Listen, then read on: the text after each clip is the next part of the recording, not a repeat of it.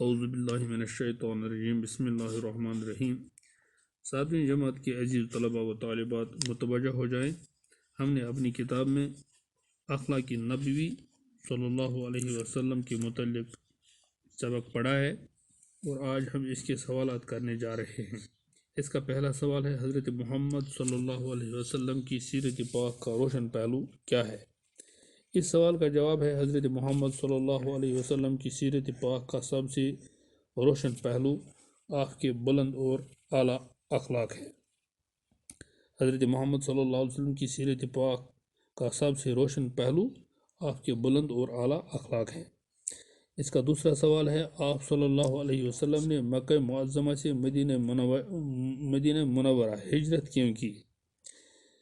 آپ صلی اللہ علیہ وسلم نے مکہ معظمہ سے مدینہ منورہ ہجرت کیوں کی؟ کیونکہ آپ جانتے ہیں، ہم نے کتاب میں پڑھا ہے، حضرت محمد صلی اللہ علیہ وسلم مکہ میں پیدا ہوئے ہیں۔ جب مکہ میں انہوں نے 40 سال کی مبارک زندگی گزاری، 40 سال کے بعد اللہ تعالی نے آپ کو پیغمبر بنا کر بھیجا۔ تو مکہ کے لوگوں کے سامنے جب آپ نے اپنے پیغمبر ہونے کا اعلان فرمایا تو مکہ کے لوگ آپ سے مخالف ہو گئے۔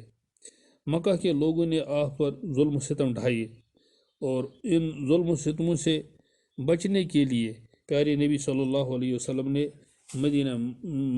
مکہ معظمہ سے مدینہ منورہ ہجرت فرمائی۔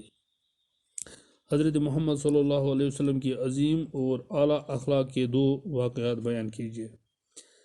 ہم نے پڑھا ہے، اس سوال کا جواب ہم نے کتاب میں ہی پڑھا ہے۔ حضرت محمد صلی اللہ علیہ وسلم کے عظیم اور اعلیٰ اخلاق کے بہت سے واقعات بیان کیے گئے ہیں۔ ایک بڑھیا کا معمول تھا کہ حضور صلی اللہ علیہ وسلم جب اس کے گھر کے سامنے سے گزرتے، وہ آپ صلی اللہ علیہ وسلم کے اوپر کوڑا کرکٹ پھینکتی۔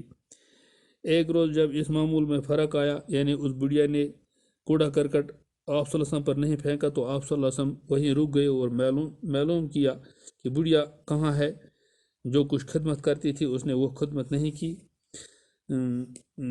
فرمایا گیا کہ یہ بڑھیا بیمار ہے۔ آپ صلی اللہ علیہ وسلم اس کو دیکھنے اور حال پوچھنے گئے۔ بڑھیا پر حضور صلی اللہ علیہ وسلم کے اس برتاؤ کا ایسا اثر ہوا کہ فوراً آپ صلی اللہ علیہ وسلم پر ایمان لے آئی۔ ایک اور واقعہ ہے کہ ایک یہودی کی بیوی نے آپ صلی اللہ علیہ وسلم کو اپنے یہاں دعوت پر بلایا۔ ایک یہودی کی بیوی نے آپ صلی اللہ علیہ وسلم کو اپنے یہاں دعوت پر بلایا اور زہر ملا ہوا گوشت کھلا دیا۔ اس عورت نے اپنے جرم کا اقرار بھی کر لیا، مگر آپ صلی اللہ علیہ وسلم نے اسے بھی معاف فرما دیا۔ یعنی اپنی ذات کے معاملے میں پیارے نبی صلی اللہ علیہ وسلم نے کسی سے کوئی انتقام نہیں لیا۔ السلام علیکم ورحمۃ اللہ۔